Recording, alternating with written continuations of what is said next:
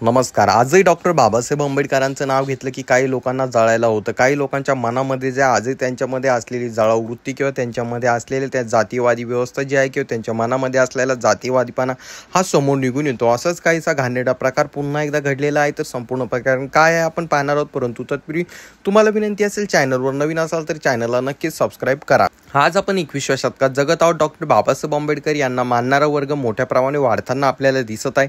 Doctor Babasaheb Ambedkar यांनी केलेलं कार्य आता तळागाळापर्यंत पोहोचताना देखील आपल्याला दिसत आहे. परंतु अशातच काही जातीवादी लोकांची मानसिकता देखील समोर निघून येताना दिसत आहे. असाच प्रकार जो उज्जैनमध्ये घडला. उज्जैनमध्ये बुधवारी एका सनकी माणसाने, एका जातीवादी व्यक्तीने जे आहे ते डॉक्टर बाबासाहेब आंबेडकर यांच्या टावर चौक या ठिकाणी असणाऱ्या पुतळ्यावरती गेला आणि डॉक्टर बाबासाहेब आंबेडकर यांच्या मूर्तीची तोडफोड करायला लागला.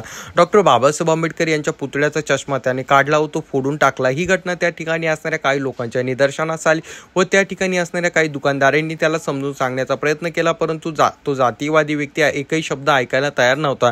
त्यानंतर त्या ठिकाणी काही भीमसैनिक पोहोचले आणि त्यानंतर त्याला पकडला आणि पकडल्यानंतर त्याला थेट बांधून चांगला चौकामध्ये जबर धुतलेला आहे. तर त्याला जे आहे चांगलं बांधून त्या ठिकाणी मारण्यात आलेलं आहे. तरी तुम्हाला या घटनेबद्दल काय वाटतं खाली कॉमेंट करून नक्कीच सांगा. चॅनलवर नवीन असाल तर चॅनलला सबस्क्राईब करायला मात्र विसरू नका.